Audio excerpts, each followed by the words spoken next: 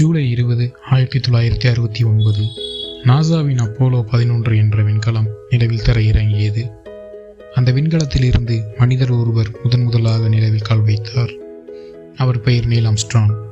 1930 August 5 அமெரிக்காவில் Stephen Armstrong மற்றும் violet Armstrong தம்பதிக்கு பிறக்கிறார் நீல் ஆம்ஸ்ட்ராங். இளம் வயதிலிருந்தே விமானங்கள் மீது அதிக ஆர்வம் கொண்ட நீல் ஆம்ஸ்ட்ராங் தனது 16வது வயதிலேயே பைலட் உரிமம் பெற்றார்.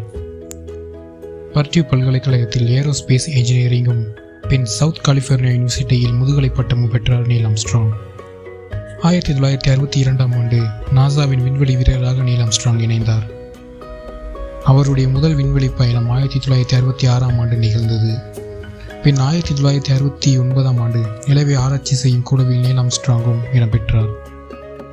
ஆகஸ்ட் 25, 2012 தன்னுடைய 82வது வயதில் உயிரிழந்தார் நீல் ஆம்ஸ்ட்ராங்.